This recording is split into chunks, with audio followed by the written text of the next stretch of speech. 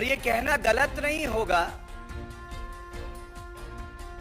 आप सरकार की एक ही है खूबी, आप सरकार की एक ही है खूबी, पूरी तरह से ये भ्रष्टाचार में है डूबी। आप जानते हैं भारतीय जनता पार्टी ने इस मंच से और जो हमारी प्रदेश इकाई है उसने पुरजोर तरीके से अरविंद केजरीवाल जी का भ्रष्टाचार जो है उसको उजागर किया है। जनता की आवाज बनके, चाहे वो आबकारी घोटाला हो, चाहे वो क्लासरूम घोटाला हो, और आज डीटीसी की जो बसेस हैं उसमें भी एलजी महोदय ने सीबीआई जांच की सिफारिश को स्वीकार करके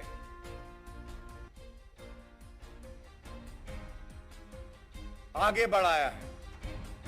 मैं सबसे पहले ये घोटाला है क्या अनियमितताएं पाई गई हैं और इन भ्रष्टाचारियों का मोडस ऑपरेंडी क्या रहता है ये बताने का प्रयास करूंगा। दिल्ली की जनता सोच रही है कि आप अरविंद केजरीवाल जी का कोई भी मंत्रालय उठाइए तो उसमें भ्रष्टाचार मिलेगा, वसूली मिलेगी।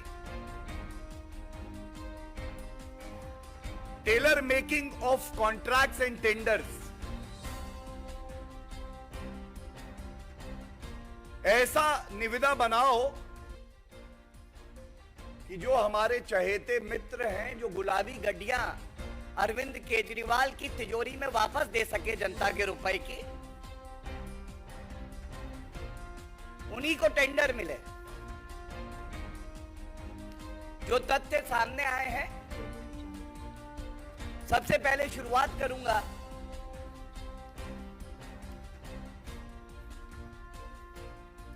अरविंद केजरीवाल जी जब चुनाव दिल्ली का लड़े तो इनकी 10 गारंटी थी। आज ये कहना गलत नहीं होगा, अरविंद केजरीवाल पर्याय बन गए हैं भ्रष्टाचार का, लूट खसोट का। और एक गारंटी है, अरविंद केजरीवाल है तो भ्रष्टाचार है। कहते थे कि दिल्ली में 11,000 से ज्यादा डीटीसी बस देंगे।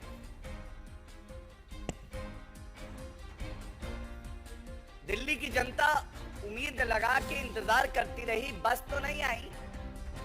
लेकिन जो मामला सामने आया है 1,000 लो फ्लोर बसेस का है और इसमें तमाम इर्रेगुलरिटीज हुई है। यह पहली बार देखा गया। ट्रांसपोर्ट मिनिस्टर कैलाश गहलोत, इनको बोर्ड का चेयरमैन बना दिया, जो एक अधिकारी होता था। अब पूछा जाएगा ये क्यों हुआ? सुविधा के लिए होता है ये।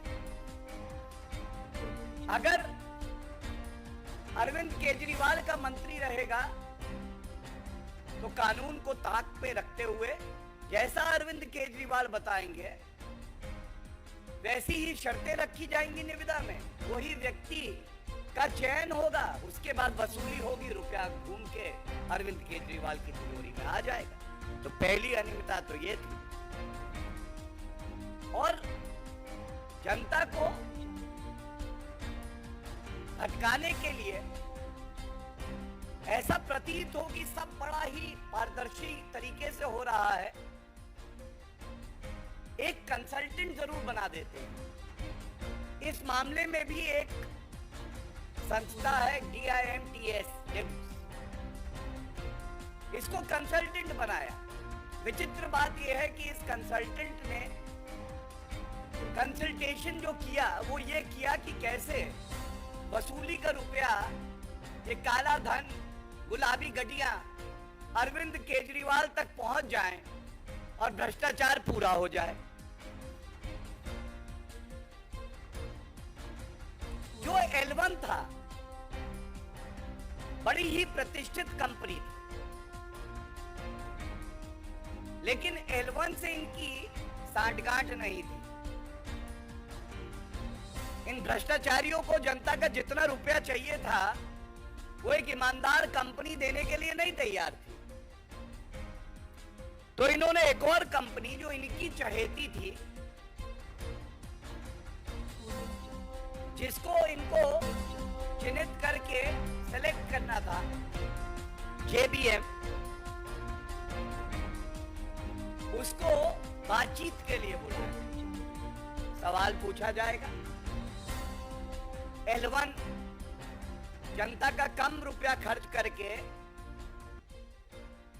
आपको BS6 की 600 बसेस के लिए उन्होंने बिडिंग करी। आप बातचीत करते, दाम कम हो जाते, जनता का रुपया बचता और बसेस भी आती, लेकिन नहीं, क्योंकि JBM चहेती कंपनी थी, उसको बुलाया बातचीत करने के लिए, जो BS6 600 बसेस के लिए L1 नहीं थी और 400 बसेस BS4 थी।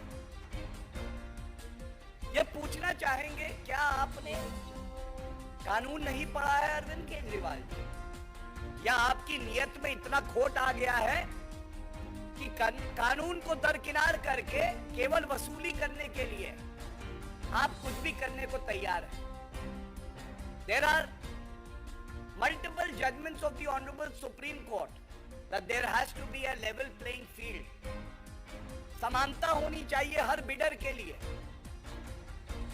आपके पास एक L1 बिडर था, आप अगर JBM से बात कर सकते हैं, तो ये जो प्रतिष्ठित कंपनी थी, इसको बुला के भी बातचीत कर सकते हैं। और जब मैं कहता हूं प्रतिष्ठित, तो बड़ी जिम्मेदारी से कहता हूं, देश की सबसे प्रतिष्ठित कंपनी, उसको नहीं बुलाया गया।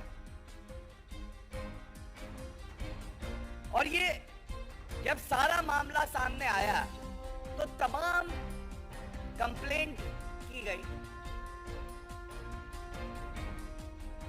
जो नागरिक हैं, जो ईमानदारी का झंडा लेके खड़े रहते हैं, जो चाहते हैं अरविंद केजरीवाल का भ्रष्टाचार पकड़ा जाए, उन्होंने भी कंप्लेंट दी। और इस बात को कहते हुए हमें गर्व है कि भारतीय जनता पार्टी ने भी, और मेरे साथ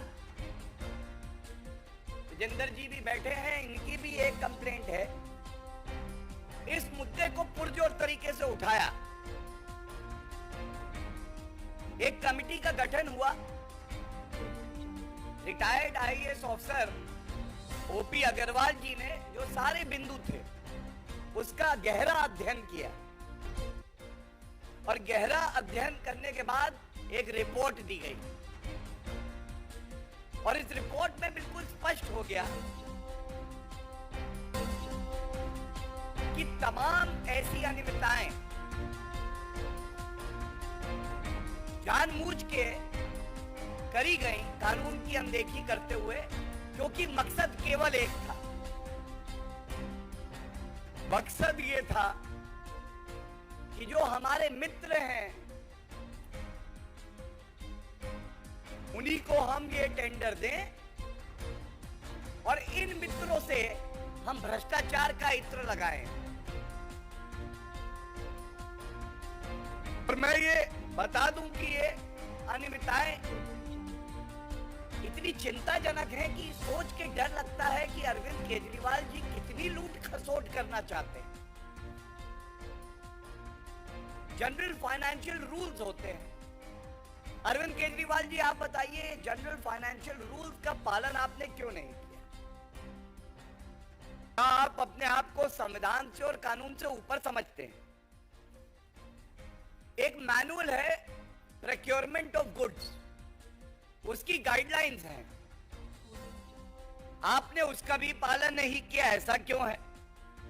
और जैसा हमने आपके समक्ष रखा था जब क्लासरूम घोटाला हुआ था, सीवीसी की अपनी गाइडलाइंस हैं कि जब सरकारी रुपया खर्च होगा तो पारदर्शिता भी होनी चाहिए और जितने मानक हैं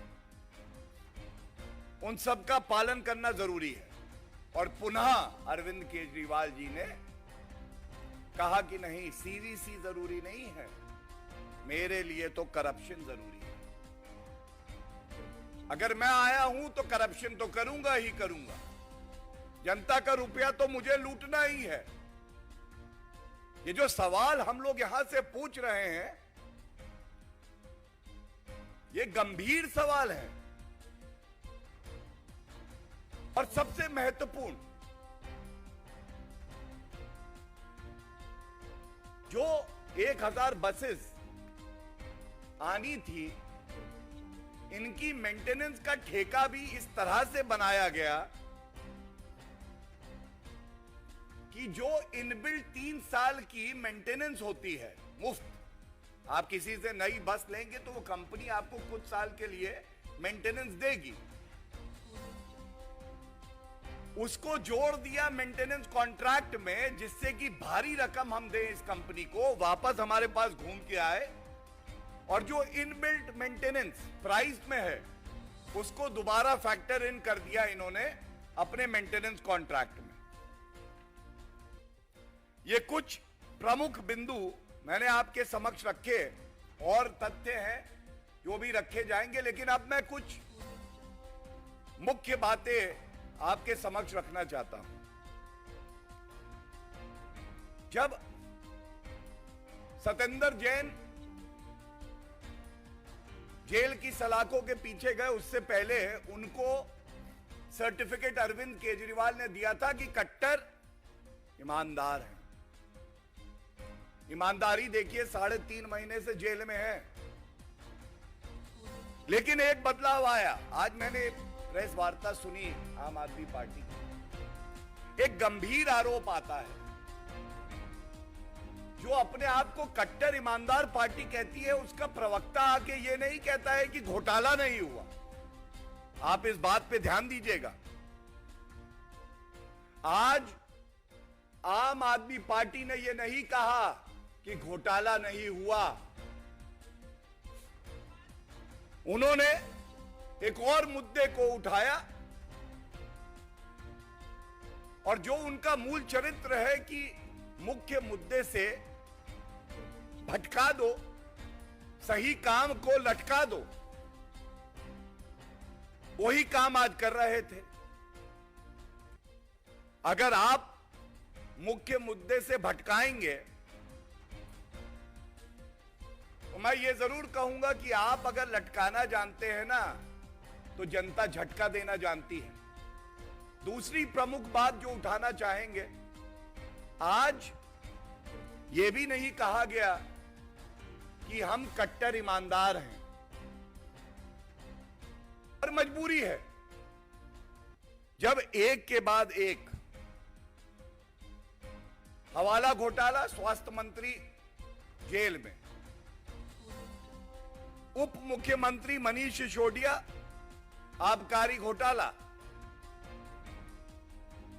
अब ट्रांसपोर्ट डिपार्टमेंट का डीटीसी बस घोटाला, पंजाब के स्वास्थ्य मंत्री घोटाला करके जेल में जा चुके।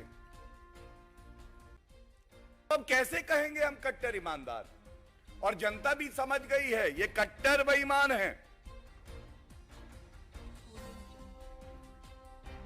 एक बात और इनकी प्रेस वार्ता में आई, और जनता बड़ी समझदार है, वो भी अचंभित थी। इन्होंने कहा कि देखिए, जब बस आई नहीं तो घोटाला कैसे हुआ? अरविंद केजरीवाल जी, चोर शातिर है, चोर चोरी करने जाता है,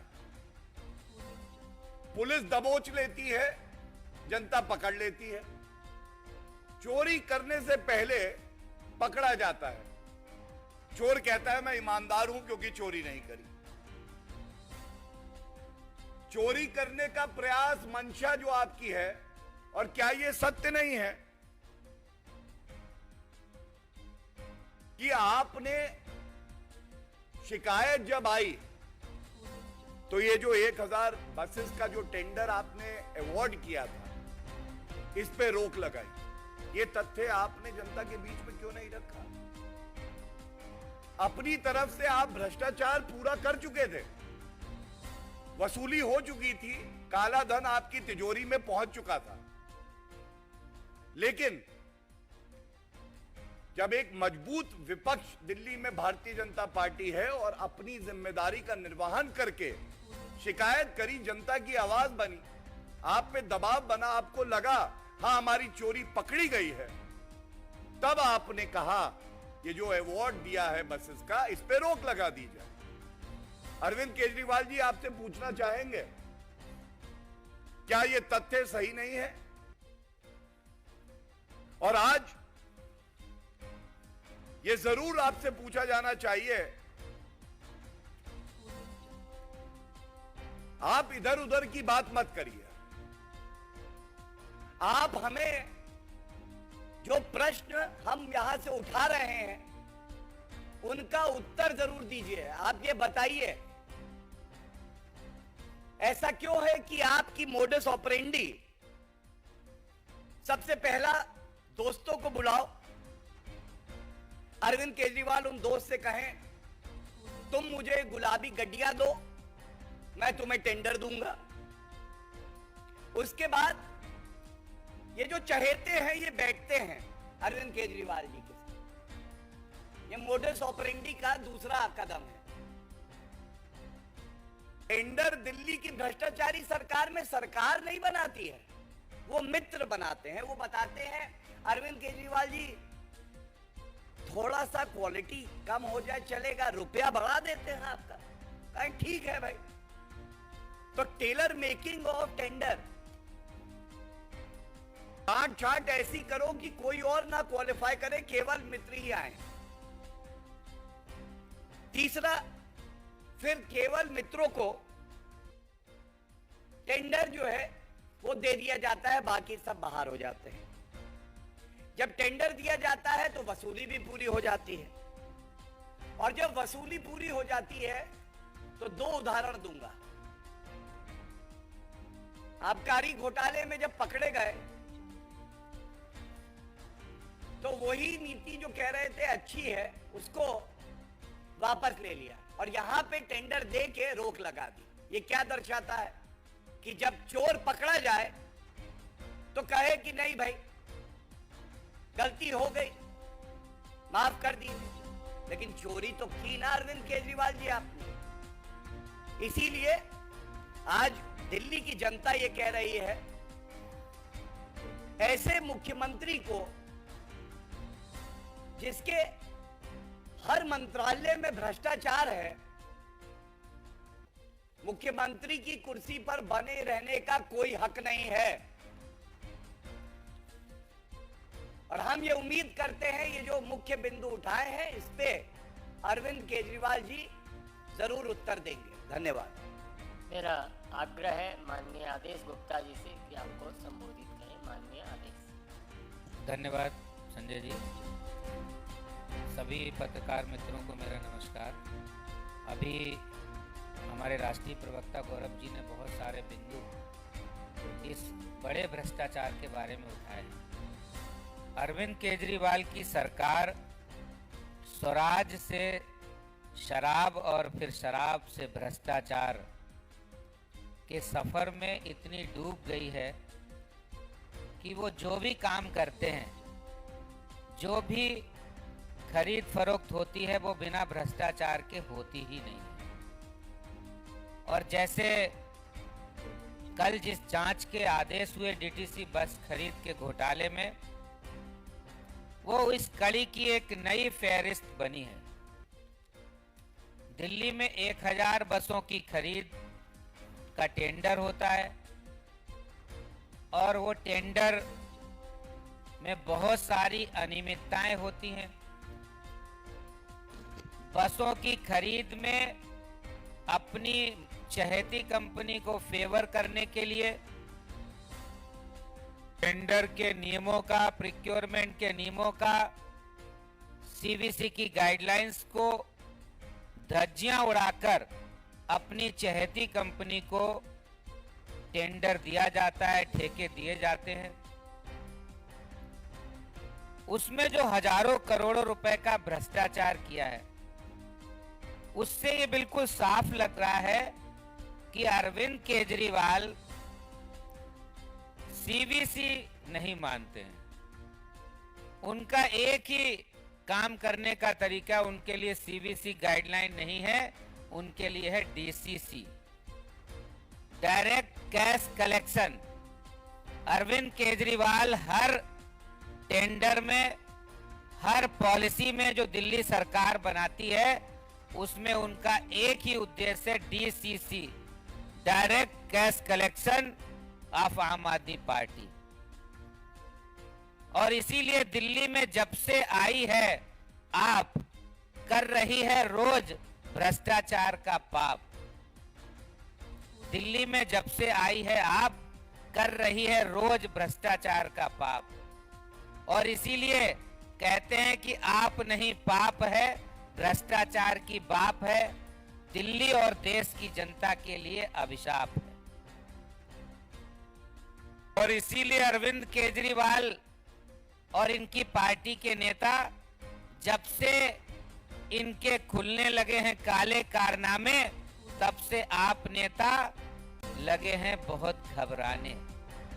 और घबराकर वो इधर उधर के मुद्दे उठा रहे हैं, इधर उधर की बातें कर रहे हैं। और इसीलिए दिल्ली की जनता ने ठाना है, आपको दिल्ली की जनता ने ठाना है, आपका तोड़ना है झूठ और भ्रष्टाचार का ताना बाना है। आपका जो आम आदमी पार्टी के झूठ और भ्रष्टाचार का ताना बाना तोड़ने का जो संकल्प दिल्ली की जनता ने लिया है, जिस टेंडर की, जिस बसों की खरीद की वो लोग मना कर रहे हैं कि हमने तो बसें नहीं खरीदी, मैं उनसे पूछना चाहता हूं कि आपने शराब घोटाला किया था, नई शराब नीति बनाई थी, कह रहे थे बहुत अच्छी शराब नीति है, जैसे ही उसमें घोटाला सामने आए, सीबीआई की जांच हुई, वापस ले लिया। इसी तरह टेंडर किया, 1000 बसों की खरीद की, घोटाला सामने आया, कमियां सामने आई, नियमों का उल्लंघन करके आपने कैलाश गहलोत जो परिवहन मंत्री, उनको बोर्ड का चेयरमैन बनाया। इसलिए बनाया कि हमारा फेवर हो सके, बोर्ड में टेंडर अप्रूव हो सके। और आपने उस घोटाला, उस जो टेंडर का घोटाला, खरीदी का घोटाला किया, जैसे ही घोटाला सामने आया, टेंडर वापस ले लिया। तो एक नहीं, अनेक घोटाले, लूट सामने आ रही है। और जब वो पकड़ी जा रही तो आप मुद्दे को भटकाने की बात कर रहे हैं। आज मैं ये कह सकता हूं कि डीटीसी का नया घोटाला भ्रष्टाचार की, आम आदमी पार्टी के भ्रष्टाचार की नई इबारत है, ये नई कहानी है। और अब ये स्पष्ट हो गया है, अरविंद केजरीवाल का मतलब हो गया है लूट, खजाने की लूट। अरविंद केजरीवाल माने भ्रष्टाचार, अरविंद केजरीवाल माने दिल्ली जल बोर्ड घोटाला, अरविंद केजरीवाल माने शराब का घोटाला, अरविंद केजरीवाल माने क्लासरूम घोटाला, अरविंद केजरीवाल माने डीटीसी बस घोटाला, और अरविंद केजरीवाल माने स्कीम से स्कैम, स्कीम बनाते हैं स्कैम के लिए। और अरविंद केजरीवाल माने इश्तेहार। अरविंद केजरीवाल का मतलब आज ये हो गया है कि काम में जीरो और प्रचार में हीरो। ये अरविंद केजरीवाल आज भ्रष्टाचार के इस मुकाम पर उन्होंने दिल्ली को लाकर खड़ा कर दिया कि कोई भी डिपार्टमेंट, कोई भी काम ऐसा छोड़ा नहीं जो बिना भ्रष्टाचार के आज आम आदमी पार्टी कर रही हो। और ये नया जो पुरानी जांच चल रही थी दिल्ली में डीटीसी बस की खरीद के घोटाले की, इस पर भी आम आदमी पार्टी निश्चित रूप से वो इधर उधर की बातें करेगी। लेकिन भारतीय जनता पार्टी एक विपक्ष के नाते जनता की तरफ से पूछना चाहती है कि इस पर जो आपने घोटाला भ्रष्टाचार किया है, इस पर आपका क्या जवाब है। बहुत बहुत धन्यवाद। होगा इसके खिलाफ निरंतर विधानसभा में आवाज उठाने वाले वरिष्ठ विधायक विजेंद्र गुप्ता जी से कि आपको संबोधित करें।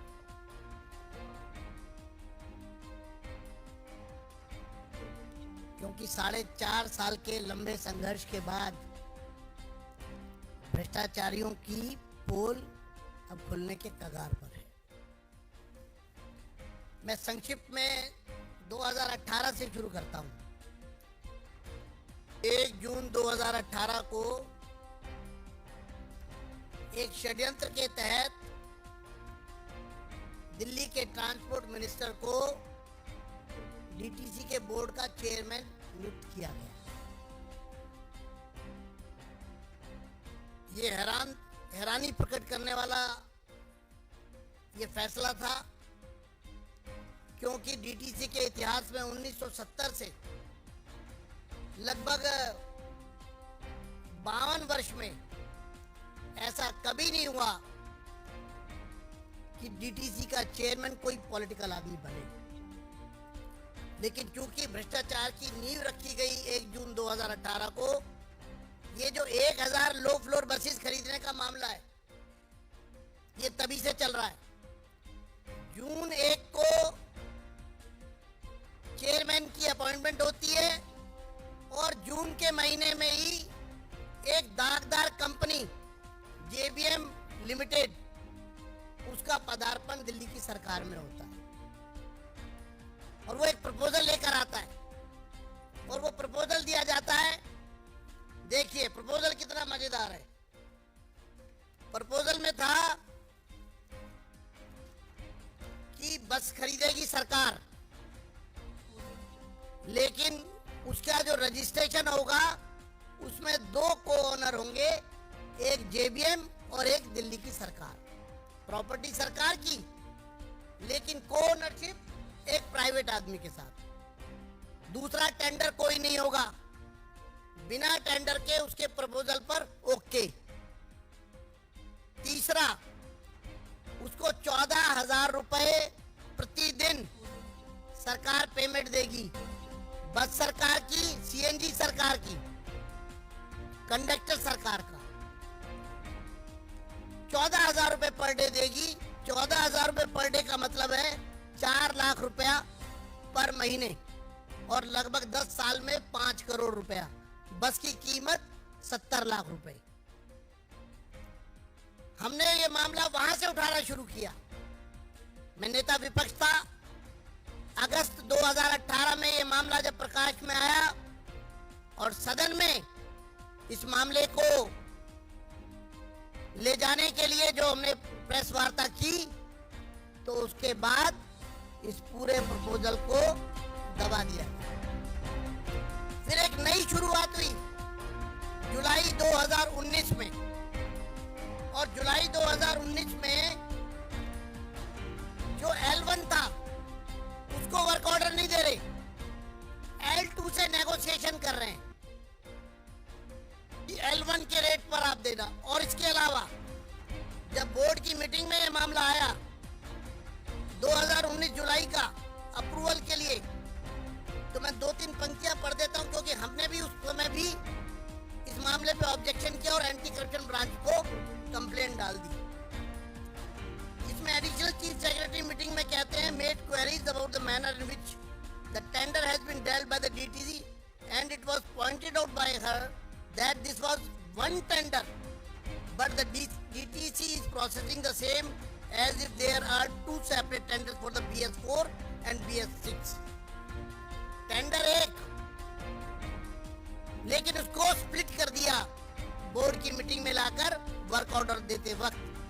उसके बाद अधिकारियों ने मिनट्स की कॉपी है मेरे पास, जुलाई 19 में जो टेंडर हुआ उसकी मीटिंग जो हुई, बोर्ड मीटिंग, छठी बोर्ड मीटिंग 19 की 10/12/2019 को, उसमें पूरा एक वर्बेटम है कि किस तरह एडिशनल चीफ सेक्रेटरी ने उसका विरोध किया और बाद में लास्ट में ये तक कहा कि it was further informed by additional chief secretary transport that a request letter dated 27/11/19 has also been received from anti-corruption branch government of NCT of Delhi for seeking prior approval of the competent authority under section 17A PC Act 1988।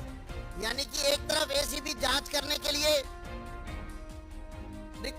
एक permission मांग रही है, chief secretary बता रहे हैं meeting में, और पूरा हवाला दिया है कि ये पूरा गड़बड़ है, घोटाला है, गड़बड़ झाला है, ये हम जेबीएम को वर्क ऑर्डर नहीं दे सकते। लेकिन मंत्री का दबाव लगातार बना रहा, और उसके बाद जब लगा कि मामला जमेगा नहीं, तो उसके बाद उसको फिर ड्रॉप कर दिया। फिर एक शुरुआत की मार्च 2020 में, और मार्च 2020 में इन्होंने एक शुरुआत की और जनवरी 2021 को एक वर्क ऑर्डर इशू किया लगभग 4,500 करोड़ रुपए का, और उसमें स्कोप था 250 बसेस और बिना टेंडर के खरीदने का, जिसके भी वर्क ऑर्डर का पार्ट बना दिया गया, और बाद में फिर अगली मीटिंग स्पेशल कॉल की गई, उसको विड्रॉ किया। तो 250 यानी 25%, तो यानी कि 5500 करोड़ रुपए का लगभग ये एक वर्क ऑर्डर। आपको मैं बताना चाहता हूं कि दिल्ली की सरकार के इतिहास में आज तक एक वर्क ऑर्डर, एक प्रोक्योरमेंट इन वन गो इतनी बड़ी कभी हुई नहीं। 5,000 करोड़ की प्रोक्योरमेंट एक साथ एक वर्क ऑर्डर में, ये एक बड़ा घोटाला, सबसे बड़ा टेंडर जिसमें सबसे बड़ा घोटाला। बस की कीमत 87 लाख रुपए, लेकिन उसकी एएमसी 4 गुना ज्यादा। बस की कीमत 870 करोड़ रुपए और एएमसी जो है वो 3500 करोड़ रुपए। 45 रुपए पर किलोमीटर। जिस दिन नई बस सड़क पर उतरेगी, पहला किलोमीटर चलेगी, उस पर 45 रुपए पर किलोमीटर प्राइवेट बिडर को मिलेगा, प्राइवेट कंपनी को मिलेगा। अब आप समझिए कि बस सरकार की, ड्राइवर सरकार का, सीएनजी सरकार की, डिपो सरकार की, कंडक्टर सरकार का, सब कुछ सरकार का। बस भी सरकार ने खरीदी, लेकिन उसको धोने पहुंचने के नाम पर पहले किलोमीटर से 45 रुपए पर किलोमीटर, 200 किलोमीटर एवरेज एक डीटीसी बस पर डे चलती है, 9,000 रुपए पहले दिन एक बस पर, 1000 बस पर 90 लाख रुपए पहले दिन, पहले महीने में 27 करोड़ रुपए, और पहले साल में लगभग 350 करोड़ रुपए सिर्फ मेंटेनेंस का। बस की कुल कीमत 3 साल में, जब वारंटी पीरियड है 3 साल का, उसके अंदर बस की, उससे ज्यादा बस की कीमत कंपनी को दी जा रही है। हम लोगों ने मामला उठाया मार्च में हाउस के अंदर, और जब लगा कि बात काबू से बाहर जा रही है, तो आपको जान के हैरानी होगी, जनवरी 2021 को वर्क ऑर्डर इशू करते हैं। 6 महीने बाद, लगभग 5 महीने बाद, 11 जून को ये ऑर्डर निकालती है दिल्ली गवर्नमेंट कि हम ये जो बसें खरीद रहे थे 1000, इसको हमने अबेंस में डाल दिया। हम पूछना चाहते हैं कि जब वर्क ऑर्डर सरकार इशू कर देती है, एक एग्रीमेंट साइन कर लेती है, कॉन्ट्रैक्ट हो जाता है, तो सरकार ने किस अधिकार से इसको अबेंस में रखा? एक दूसरा जो एजेंसी थी, जो कल्प्रेट है, वो चुप क्यों रहा? क्या वो तो कोर्ट गया? जब 4,500 करोड़ का माल आप खरीद रहे हैं, तो उस 4,500 करोड़ के माल पर जनवरी में आप वर्क ऑर्डर देते हैं, 5 महीने में उसने प्रोक्योरमेंट के लिए पूरा जो अपना रॉ मटेरियल जुटाना, वो करना, और सप्लाई देने का तैयारी करना।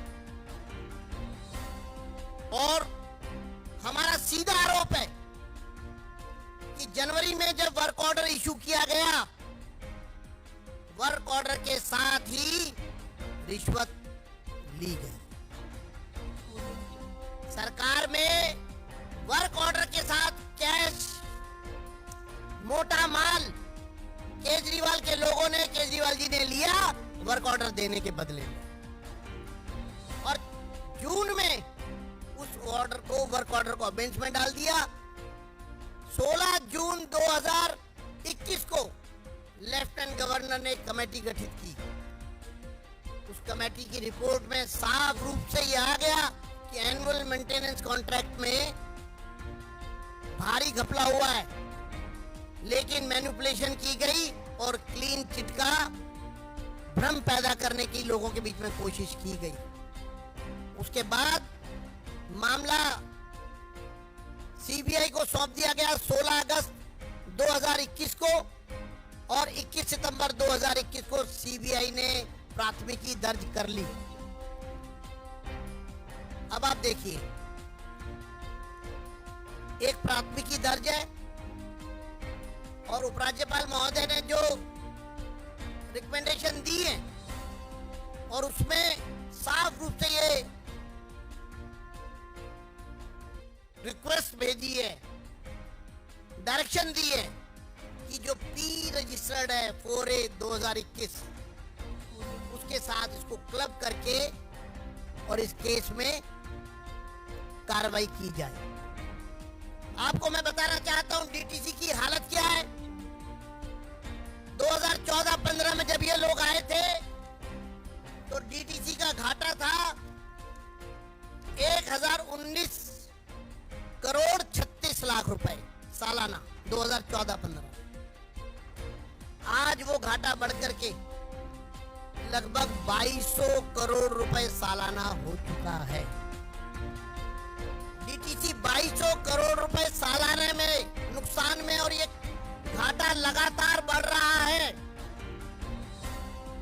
आज डीटीसी के पास जितनी बसें डीटीसी की चल रही हैं वो सारी बसें 7.5 लाख किलोमीटर से ज्यादा चली हुई है और 12 साल से ज्यादा पुरानी है। यानी कि कंडम बसें, उनकी मेंटेनेंस पे आप जानते हैं इन्होंने एक एग्रीमेंट किया जिसके मिनट्स मेरे पास है कि जो बसें एक्सपायर्ड हो गई हैं, जिनका टाइम पीरियड पूरा हो चुका है, जो 7.5 लाख किलोमीटर चल चुकी हैं, हर बस का 50 लाख रुपया मेंटेनेंस का कॉन्ट्रैक्ट किया है। 1000 बसेस पर 500 करोड़ रुपए की पेमेंट सरकार के खजाने से जा चुकी है 3 साल की मेंटेनेंस के लिए सिर्फ, और इतने में नॉन एसी बस आती है। तो साथियों, मैं इतना कहूंगा अंत में कि ये कोई छोटा मोटा घोटाला नहीं है, ये बहुत बड़ा घोटाला है जो इनके प्रवक्ता लोगों को गुमराह करने की कोशिश कर रहे हैं। मैं उनको खुली चुनौती देता हूं कि वो खुले मंच पर आकर हमसे बहस करें, लोगों के सामने आए और जिस घोटाले में भ्रम पैदा कर रहे हैं, टेंडर तो हुआ ही नहीं, उसके वर्क ऑर्डर को अबेंच में रखा गया, कैंसिल नहीं किया गया, वो भी आपके सामने। धन्यवाद। आपके कोई प्रश्न हो तो पूछ सकते हैं। मोहित भट्ट।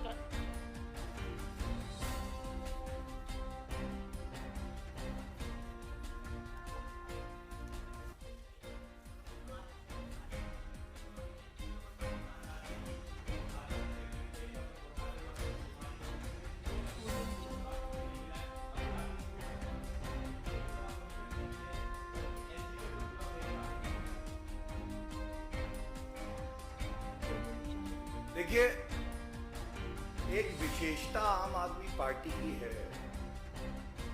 जब जग जाहिर हो गया कि आप नहीं पाप है, हर जगह भ्रष्टाचार है, आप जनता का सवाल पूछिए, वो इधर उधर की बात करने लगते हैं। और मैं ज्यादा समय ना लूं, लेकिन एक बात जरूर कहूंगा, आबकारी घोटाले में विदेशी न्यूज़पेपर दिखाने लगे, हमारे एमएलए को तोड़ा जा रहा है, तथ्य बाद में सामने आ जाते हैं। आज सच्चाई ये है कि दिल्ली की जनता को जो सुविधाएं मिलनी चाहिए थी, उसमें आप घोटाला कर रहे थे, भ्रष्टाचार कर रहे थे, काली कमाई इकट्ठा कर रहे थे, और अरविंद केजरीवाल जी, आप मस्त रहे, जनता त्रस्त रहे, यही आपका उद्देश्य है, यही मकसद है। और कोई प्रश्न?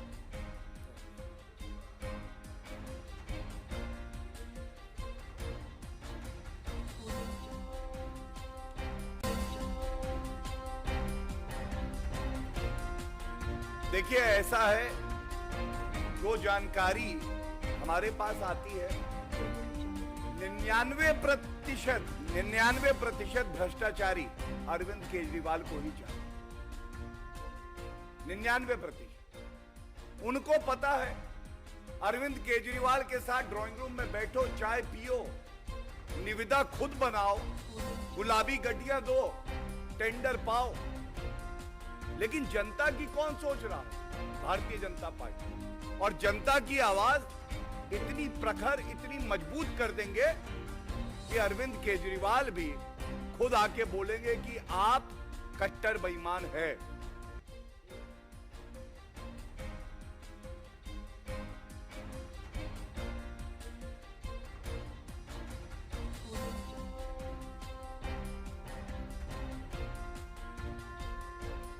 मैंने वो सुना और मैं आपका धन्यवाद देना चाहूंगा। आज कहा जा रहा था कि हर सुबह एलजी महोदय उठते हैं और एक नई चिट्ठी लिख देते हैं। जनता तो ये कह रही है कि ये जरूरत क्यों पड़ती है कि हर सुबह जब हम उठते हैं तो आम आदमी पार्टी का एक और भ्रष्टाचार सामने आ जाता है। और जिस तरह से एक व्यक्ति कानून का सहारा लेके आपको डिफेमेशन का नोटिस देता है और उसको फाड़ दिया जाता है, ये खुद में दिखाता है कि आम आदमी पार्टी एक अराजक अपराध पार्टी है। अराजक अपराध पार्टी आप।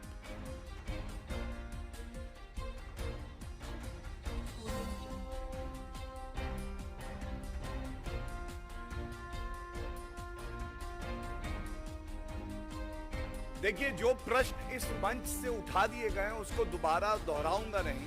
मैंने वो प्रेस वार्ता सुनी, उन्होंने ये नहीं कहा ये घोटाला नहीं हुआ, नंबर 1 2 उन्होंने ये नहीं कहा कि हम कट्टर ईमानदार हैं, ये तो चला गया।